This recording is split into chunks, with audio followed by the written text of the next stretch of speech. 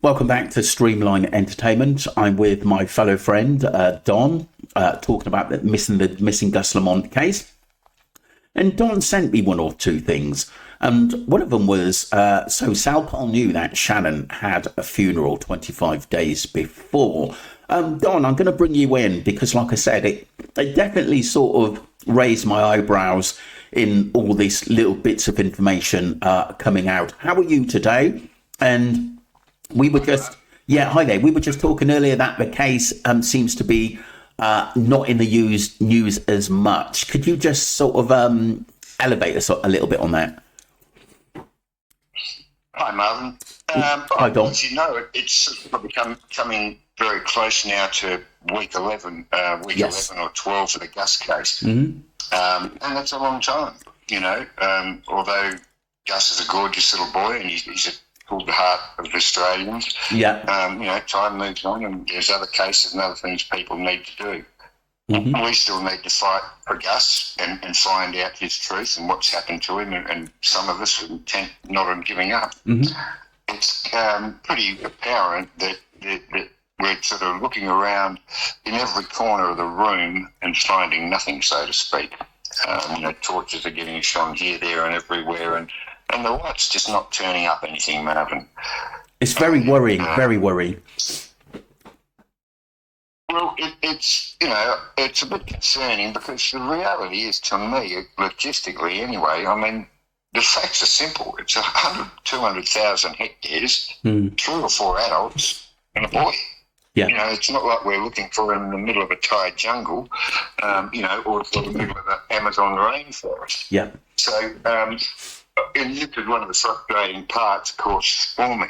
So what also started off as an interest, as it would with anyone who took an interest in this case, my interest suddenly sort of increased when I realised that 2 and 2 wasn't adding up to 4. Yeah, and agreed. When I was informed of information that I wasn't believing, I was interested, obviously, a little bit more. And so this has led us now to, 11 or 12 weeks later. Yeah. There's been 4 searches here, unsuccessful. I have said to you, and I agree that, with a little bit of logic, there's no Martians have come down and stolen Gus. So the sensible and logical thing to do is we go back to the very, very, very start. And by the very start, I don't mean the search or anything physical. I mean the actual information that started on day 1. And we know that now to be that on the 27th of September, quick little rehash, that Gus Lamont went missing from at Oak Park Station, South Australia, and whilst now the information there, if we look at that, and we're going to, as I said, there's almost an encyclopedia of discussion between 4:30 p.m. and the 5:30 p.m. time period on that very first day. Quick point. That day was the grand final of the Australian Football League.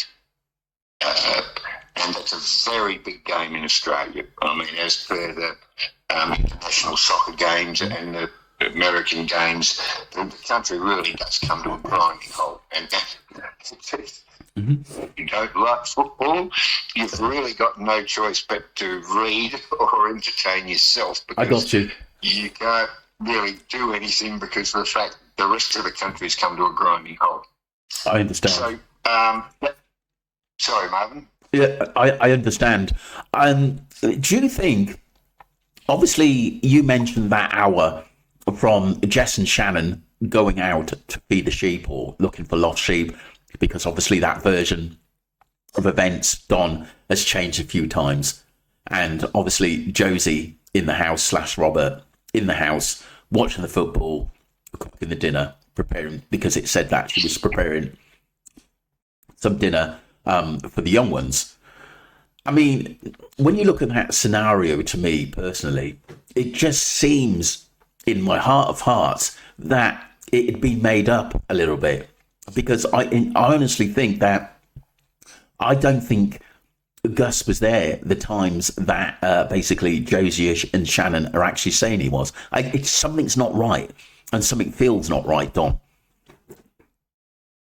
Yeah, well, I think what we need to do here, Marvin, and for absolute clarity, is stick to the exact information as provided by SAPOL and the times as per SAPOL. Now, I'll reiterate that the original wording of that press release was that Gus had been placed on the stand at 4:30 in the afternoon, and that at that point in time, Jessie and Shannon, Jessie's mother, went to tend the sheep. That was the word.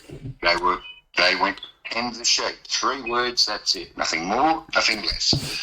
And the original 2-sentence statement said, at 4:30 p.m, Gus was placed on the sandpit, and that Jessie and Shannon went to tend the sheep. Robert stayed inside, supposedly doing some pottering around cooking and looking after Ronnie, the 1-year-old younger brother of Gus. Yep. Yeah. So at 4:30, if let's assume Gus is placed on the sandpit, which I contest he's not, but let's say he is, then Robert's got from 4:30. Now, the statement then concluded at 5:30 p.m.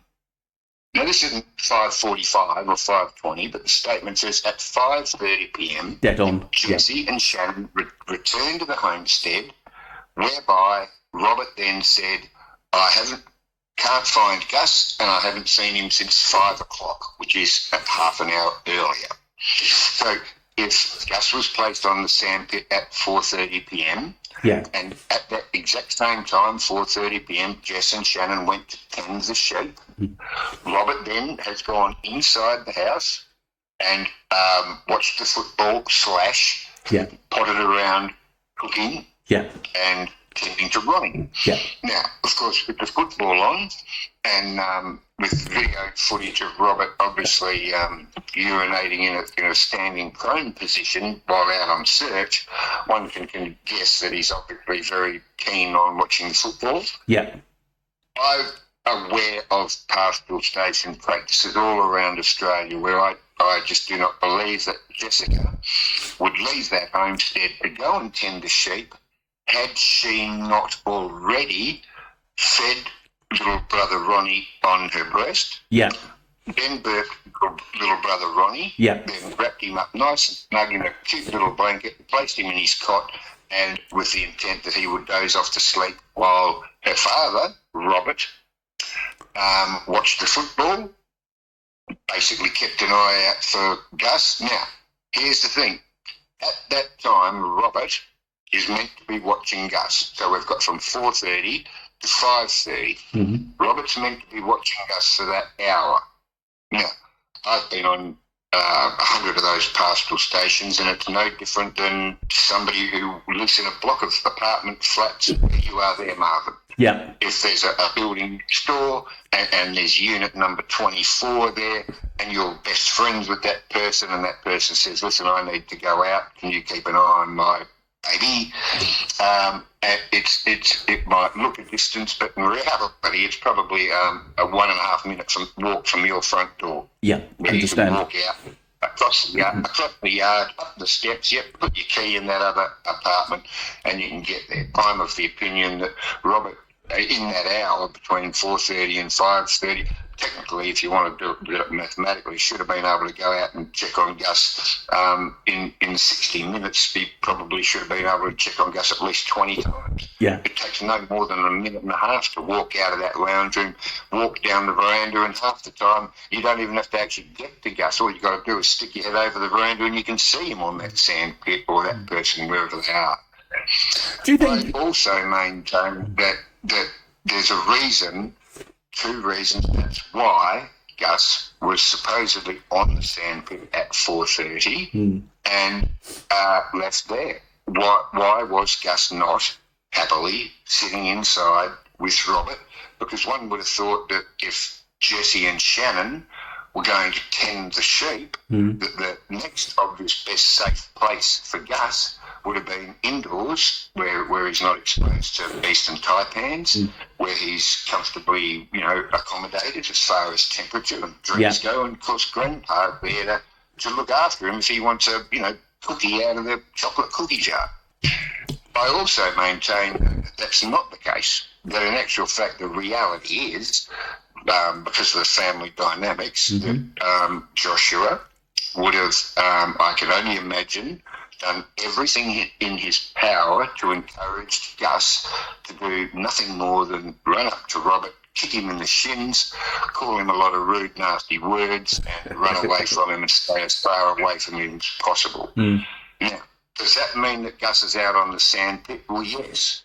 Because if you think Jesse and Shannon were going to go off and tend the sheep and leave Gus behind, they could sort of go, well, we can leave Gus here on the sandpit, or we can leave Gus inside where Gus doesn't want to be, and all he's going to do is run around the house being naughty, making a racket so that Pop can't hear the football, and if Pop comes anywhere near him, he's going to try and bite him or kick him in the shins. So perhaps it's better we leave him out on the sandpit.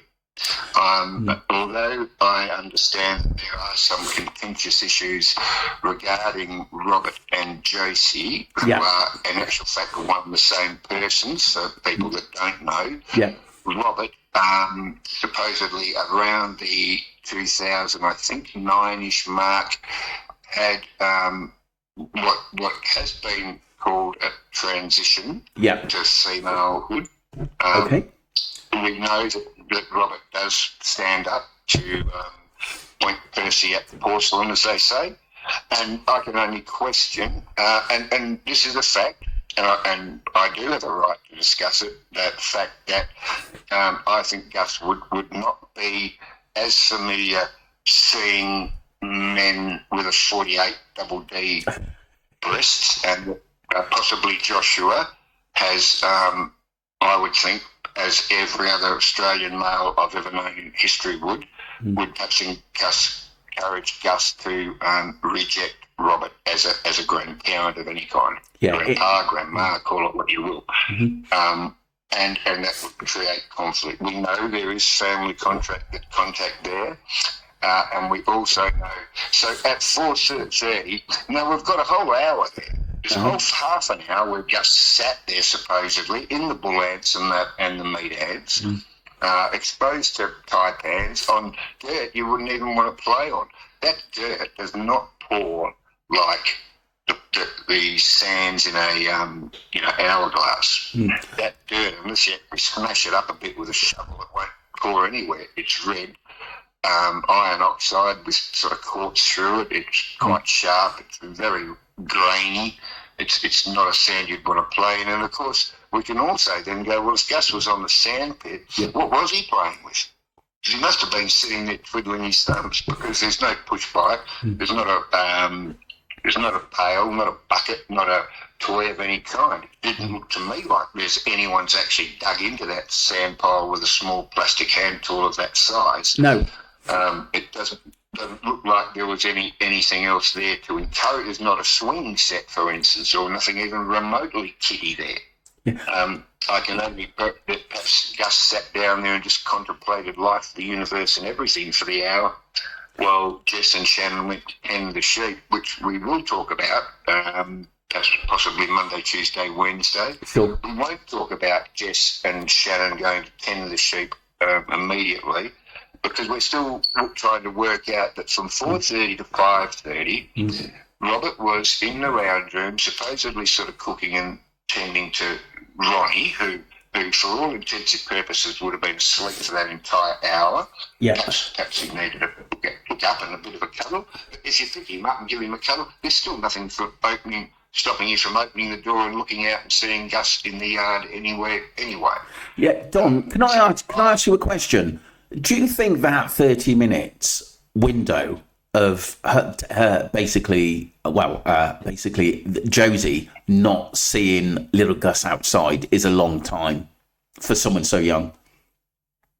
What's your viewpoint on that? Well, I mean, at the end of the day, Marvin, when Josie and Shannon went to tend the sheep, Gus became Robert's responsibility then. Yeah. Now, I can't see Josie and Shannon going, well, let's go and tend the sheep, leaving Gus there on the sandpit and not having alerted Robert to the fact and said, you know, we're going to leave Gus on the sandpit or whatever. He's out the front playing. An hour is a long time, Marvin. Yes, it is. Long time, especially when you're out on a pastoral station. And I'll remind you, people on pastoral stations often never look at the horizon because there's nothing ever there.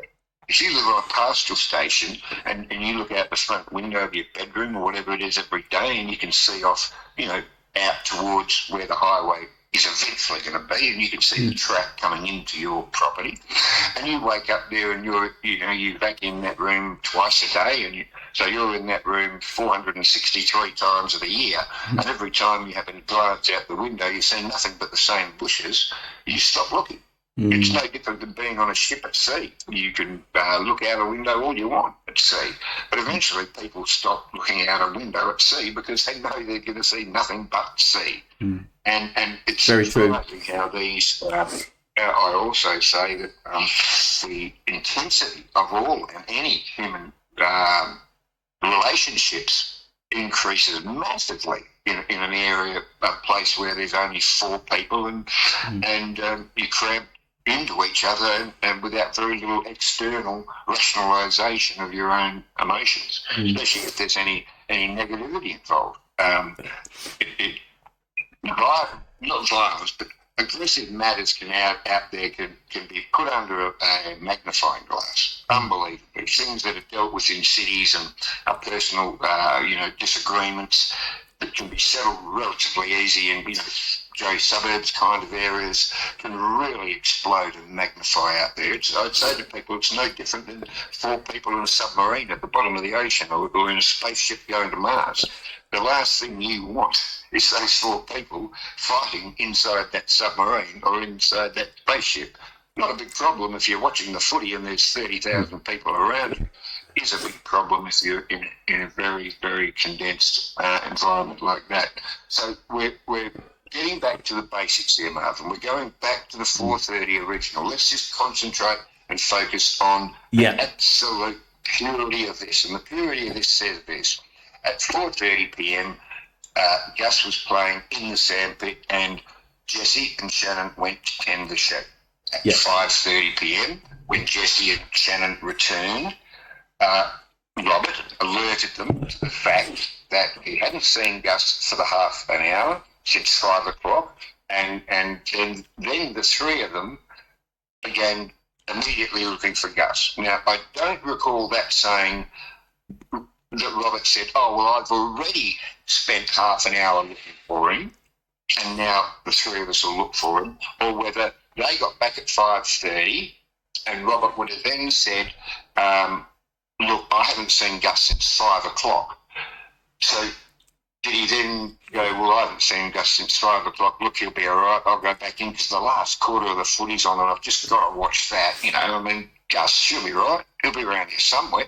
Can't go that far, which is a typical Australian laconic attitude. Australians are and can be very laissez-faire when it comes to matters like that. Although I would like to think in baby Gus's case, that's the last thing you do, of course, around a 4-year-old boy. Maybe why was it? Don, a quick question. Why was it? Yeah, just a quick question. Why was it that in the early article, the original article, which myself and Ali had found, because people got confused, it said that it was basically Shannon and Jessica which went to feed the sheep, and then 3 or 4 weeks later that article changed, and I really want to know why, that it was Josie and Jessica went to feed the sheep, and then it was Shannon that was left looking after the baby Ronnie, and Gus who was out front. I think, Marvin, when we look at answers for things, I don't know, some of us will find areas of information a little bit more credible than others. Yeah. You may hold a bit more part of a theory than I do. Yeah. I'm 100% satisfied why that's occurred, and it's this. I believe the true version to be is that Robert stayed at home, Yeah. and that Shannon and Jesse went to tend the sheep. And Yeah. I say that only because of the fact that it was September the 27th, and it was the Australian Grand Final weekend. I then say that any other of the 51 weekends of the year, it would have been actually reversed. Shannon, the mother, would have been far more likely to stay at home and tend to Gus and Ronnie. Yeah. And Robert, having a 6'5" frame, shoulders wide at the pickaxe, would be able, and of course 20 years of experience as a man, having already done that job, would have gone to tend the sheep with Jesse. I say on this one particular day only, that's his one day of the year off to watch the football, and I find it perfectly, acceptable that the press or the initial statement said that Robert was there at the house, Jesse and Shannon went to tend the sheep. I believe that other reporters, as that news has then been generated outwards, has gone, oh, but hang on, surely the guy would be out feeding the sheep and not Shannon. It's been confused and reversed to the fact that, yes, it was Robert out there with Jesse feeding the sheep, because obviously he is a 6 foot tall man-sized frame person if you're going to operate machinery and do masculine type of work, and it's nothing more than sheer confusion. I believe it would possibly be likely to the fact that people either unfamiliar with Australia would more than likely think those roles had been reversed, knowing and believing though that football game was on that day. I could then see that they sort of went, okay, originally Robert was going to stay at home and Jesse and Shannon went to do the sheep. It makes sense to me. Not understanding the Australian footballs, you would then say, well, Robert and Jesse did the sheep, but under correction and the reality being that people did finally wake up and went, well, hang on, no, the football was on that day. It was there, Robert, at that time. Now, we can only go, and this is what we need to do coming back to the start, Mark. We can only go on exactly what that SAPOL statement says and when. And what we've been told. That statement said he was on the play sandpit at 4:30. That's all we can look at options on. We can't guess whether he was there an hour earlier, an hour later, because it says he was there at the sandpit at 4:30. Well, that's our starting point. Right. And at every single little piece we go through this, we can go, is this critical information and acceptable, or is it not? I mean, let's look at the sandpit, if we were to talk about that, and say, okay, well, the fact that there's no other toys there. So how do you or anyone else in the audience evaluate that? Is that a critical piece of information in this case or not? So we need to record that and go, okay, well, the fact that there's no other obvious play equipment there, it's not, doesn't seem sensible to most people. So, yes, let's record that and we'll just write that down as question number 1 or whatever. Okay. Question number 2 to me would be, is that even a sandpit? Because to me, it's a gold concentration extraction zone built or designed specifically for nothing more than a bloke to stand there, smash rock out of that wall, put it on the wheelbarrow, chuck it through that long cylindrical machine that your viewers might not know, but it is known as what's called a trommel, which is a gold separation kind of machine, and it's where someone's going to make, maybe $100 a week if they're lucky. It's certainly not what I call a sandpit. So there's another question we can talk about. When we talk about, who came home and when, the third one is if Robert did discover that Gus was missing at 5, and then he didn't alert Shannon and Jesse till 5:30 when they came back, what did he do in that half an hour? Now, if we can't find Gus at the end of the forced search and $25 million and the state's, authorities and every bit of scientific and technological and police wizardry on the planet, then we need to go back to the beginning. And we need to go back and look, to the main pulmonary branches, so to speak, of Benjamin, a third party wandering off or down a mine shaft. No, we need to go back to the very first word and start from scratch and analyse every single sentence we say. Definitely. The very first sentence I say is this: the beginning of this race, the start line, where we all put our running shoes on, set our feet on the blocks, bent down and was ready and waiting for that gun, was this very statement. At 4:30 p.m, Gus was playing on a sandpit, and Shannon and Jesse went down the sheep. That's it. Bang. The gun was off, Marvin. Now all we're going to do is exactly like I stated to you, by plucking holes through a fly-wire door. Every little hole we're going to punch a hole in. Brilliant. The very first one is that a sandpit? Well, I don't believe it is. No. Bang, there's a hole I've just punched in that fly-wire door. Out of the billions of holes in that fly-wire door, we've just nailed one of them and closed it off. The very next one, is that a sandpit suitable for a boy? Well, no.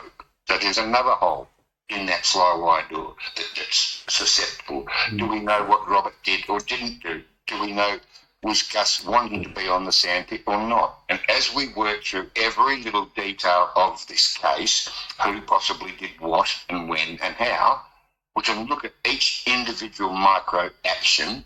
And the object of the exercise here is, rather than trying to have a broad sweep of, did Gus go down a mine shaft, did he go on a motorbike, or did he go with Benjamin, we're going to go back to the beginning and we're going to treat this exactly as a fly-wire door would be. Each and every single little hole, we can just work through one at a time. Because as I'm finding out, there are so many of these that have 1,000 questions attached to either side of it. If we accept Sapol's initial version, at 4:30 p.m, Gus was on the sandpit. Now, that one word sandpit to me indicates that I've got 500 answers either side of it saying, well, is it a sandpit? What kind of sandpit is it? Why is there no toys here? There's no history under the sandpit.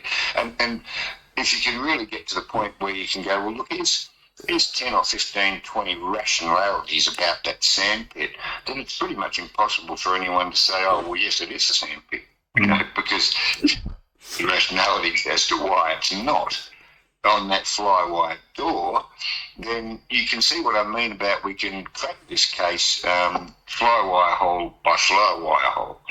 All right, Dom, we're 28 minutes.